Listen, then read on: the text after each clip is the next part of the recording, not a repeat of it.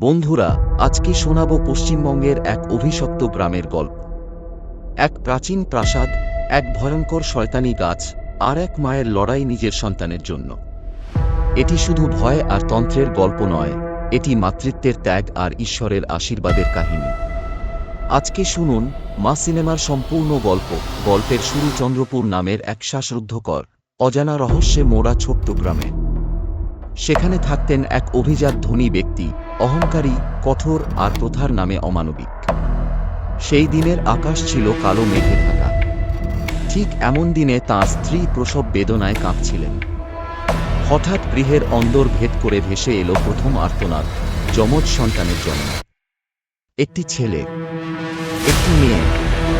বাড়ির সামনের পুরনো কালীমায়ের মন্দিরে শিউলি নামে এক নারী তখনও প্রার্থনায় লীন। গ্রাম জুড়ে কথা, যার স্বপ্নে কালীমা আসেন সেই নারী পূজা করেন। কিন্তু সেদিনের পূজা যেন অদ্ভুত অশনি সংকেত হয়ে এলো। যখন মেয়ের জন্ম সংবাদ ছড়িয়ে পড়ল, গোটা গ্রামে এক শীতল সন্ত্রাস ছড়িয়ে পড়ল। কারণ মেয়ের জন্ম এখানে অপবিত্র বলে গণ্য হতো। ধনী ব্যক্তি অগ্নিদৃষ্টি নিয়ে এগিয়ে এলো। ছেলেটির কপালে সিঁদুরের তিলক এঁকে বলল, তুমি আমাদের গৌরব। তারপর নিঃসংকোচে সেই সদ্যজাত কন্যা শিশুকে তুলে দিল শিউলির হাতে। তার স্বর যেন শবযাত্রার শঙ্খ। এই মেয়ের বলি দিতে হবে, না হলে শয়তানের অভিশাপ আমাদের গ্রাস করবে। শিউলির চোখ ছলছল করে উঠল, কিন্তু প্রথার ভয়ে, ভয়াল নিয়তির সামনে সে মাথা নত করল। আর সেদিন রাতেই কাঁপতে কাঁপতে সেই নিষ্পাপ শিশুর বলি সম্পন্ন হল। কিন্তু কারো জানা ছিল না, রক্তের এই উৎসর্গই শয়তানের প্রাচীন অভিশাপকে জাগিয়ে তুলবে। বাড়ির পাশে কালো অশ্বত্থ গাছটি, যা বছরের পর বছর নীরব ছিল, হঠাৎ নিঃশ্বাস ফেলল অন্ধকার। তার গহ্বরে দীর্ঘকাল লুকিয়েছিল এক ভয়ঙ্কর শক্তি। 40 বছর পরে কলকাতা। 4 দশক কেটে গেছে। শুভঙ্কর, সেই পিতার একমাত্র ছেলে, এখন কলকাতার এক অভিজাত এলাকায় বাস করে। তার সুন্দরী স্ত্রী অম্বিকা আর 12 বছরের মেয়ে শ্বেতা, তাদের সুখের সংসার। কিন্তু শুভঙ্করের বুকের গভীরে এক অদৃশ্য আতঙ্ক বাসা বেঁধেছিল। যদি গ্রামের লোকেরা জানতে পারে তার মেয়ের কথা, আবারও কি বলির ছায়া নেমে আসবে? এই সত্য সে লুকিয়ে রেখেছিল। এক দুপুরে ভগ্নস্বর ফোন আসে, তোমার বাবা আর নেই। কথাগুলো শুনে শুভঙ্কর নিঃশ্বাস হারিয়ে ফেলে। শুধু গাড়ির চাবি হাতে নিয়ে নিঃশব্দে রওনা দেয় চন্দ্রপুরের দিকে, মেয়েকে এক ফোঁটাও কিছু না জানিয়ে। গ্রামে পৌঁছে নিঃশব্দে সৎকার সেরে জয়দেবকে জানান, এই অভিশপ্ত বাড়ি আমি আর রাখতে চাই না, যা দরকার করো, বিক্রি করো। কিন্তু সেদিন রাতেই যখন ফেরার জন্য প্রস্তুত হচ্ছিল, অন্ধকার গাছটি যেন হঠাৎ জেগে ওঠে। তার বিশাল ডালপালা ছড়িয়ে ধরে শুভঙ্করকে। দগ্ধ অশ্রুধারা আর ছিন্ন ভিন্ন আর্তনাদ। সেখানেই সমাপ্তি তার।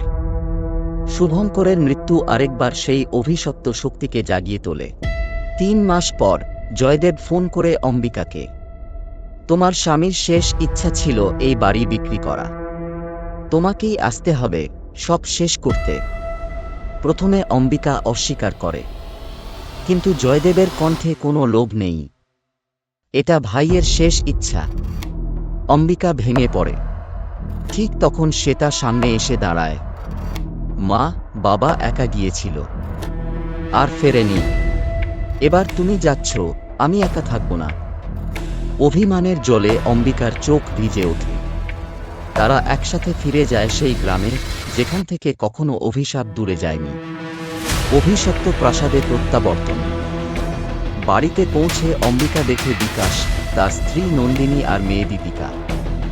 সে তার সমবয়সী, কিন্তু প্রাসাদের পেছনে সেই কালো গাছ অশরীরী ছায়া ফেলছে। রাতে শ্বেতা আর দীপিকা ট্যাবলেটে ছবি দেখতে গিয়ে দেখে, হঠাৎ ভেসে উঠেছে গাছের কঙ্কাল সদৃশ রক্তাক্ত ছবি। এটা আমাদের, কিন্তু আমি তো আঁকিনি। শ্বেতার কণ্ঠ কেঁপে ওঠে। তারা জানালা দিয়ে গাছের দিকে তাকাতে গিয়ে অম্বিকার কড়া হাতে ধরা পড়ে। মায়ের শাসনেও গাছের ছায়া আর সরে না। এদিকে জয়দেব ক্রেতা আনলেও কেউ ভালো দাম দেয় না। সবাই বলে এই বাড়ি ঠিক নেই। ঠিক তখন দীপিকার শরীর কাঁপতে শুরু করে।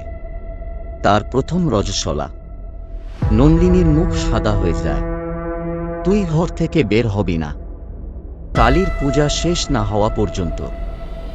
রাত নামে, আর সেই রাতেই অভিশপ্ত গাছ তার ডালপালা বাড়িয়ে দীপিকাকে চেপে ধরে। তার আর্তনাদ মিলিয়ে যায় অন্ধকারে। অলৌকিক নিখোঁজ।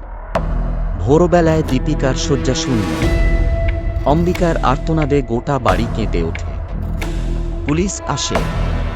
তদন্তে জানা যায় এর আগেও অনেক কিশোরী এভাবে নিখোঁজ হয়েছে।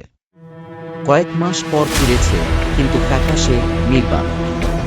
জয়দেব কাঁপা গলায় ফিসফিস করে, সব শুরু হলো যেদিন শুভঙ্কর মারা গেল। অভিশাপ কি আবার ফিরে এসেছে? সেই রাতে অম্বিকার স্বপ্নে ধনুক হাতে রক্তমুখী কালিমা ভেসে ওঠে। মনে পড়ে 40 বছর আগে বলির বিরুদ্ধে যে নারী লড়েছিল, তিনিই শিউলি। এদিকে জয়দেবের আসল পরিচয় ফাঁস হয়।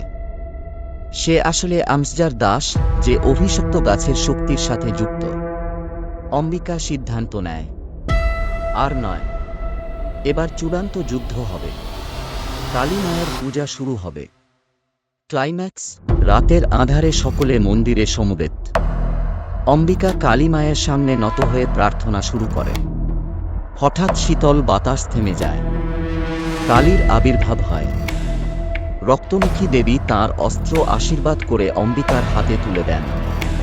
সেই মুহূর্তে অম্বিকা অভিশপ্ত বৃক্ষের দিকে ছুটে যায়। কালী মায়ের নাম উচ্চারণ করে এক আঘাতে সমস্ত অশুভতা ধ্বংস করে ফেলে। সে তা মুক্ত হয়। গ্রাম জুড়ে কান্না আর প্রার্থনা ধ্বনিত হয়। কালী মায়ের চরণে সবাই নত হয়। কিন্তু গল্প কি সত্যি সে?